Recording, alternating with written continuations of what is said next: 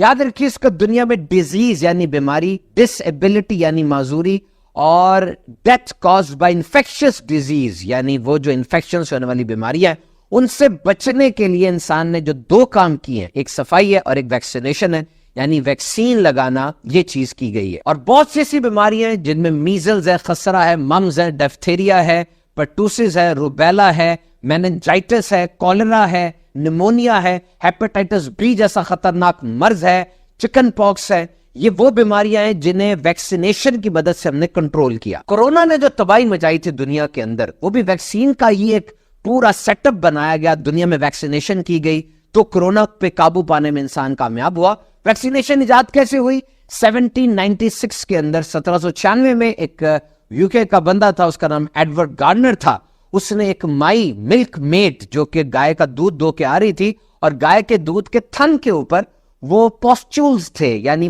پس والے چھالے تھے، اس کے ہاتھ میں وہ پس والے چھالے لگ گئے، اور ڈاکٹر نے اس پس کو ٹیکے میں ڈالا اور ایک صحت مند لڑکے کے جسم میں داخل کر دیا۔ لڑکے کو کچھ نہیں ہوا، بلکہ حیرت انگیز بات یہ ہوئی کہ اس کے اندر بیماری کے خلاف قوت مدافعت پیدا ہو گئی،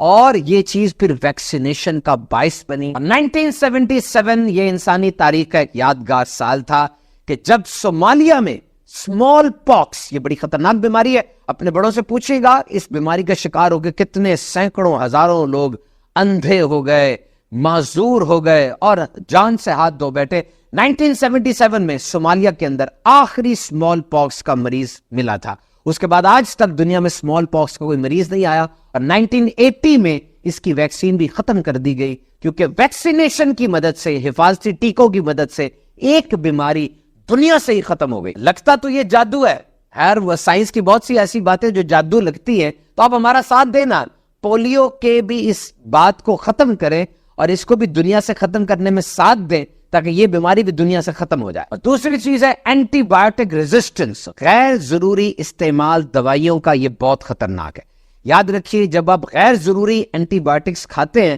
آپ کے جسم میں موجود جراثیم اس کے عادی ہو جاتے ہیں، اب بیماری کا دورانیہ طویل ہو رہا ہے اور اموات زیادہ ہو رہی ہیں۔ میرے پاس اسٹیٹسٹکس موجود ہیں، 2050 تک 3 کروڑ آدمی اینٹی بایوٹک ریزسٹنس کی وجہ سے مر جائیں گے، کیونکہ اب آپ جب کھائیں گے اینٹی بایوٹک، جراثیم تو مرے گا نہیں کیونکہ اس کو تو اس دوائی کی عادت ہو گئی ہے، نئی دوائی ایجاد نہیں ہو رہی، اب کیا ہوگا؟ اینٹی بایوٹک اثر نہیں کرے گی اور انسانیت کو شدید خطرہ ہوگا۔ جب بھی دوائی استعمال کریں مستند ڈاکٹر کے نسخے پر ہی استعمال کریں۔ وہ کہتا ہے کہ میں دن میں 4 دفعہ کافی پیتا ہوں، بلیک کافی، کیونکہ وہ واحد مشروب ہے، دس از دا اونلی بیوریج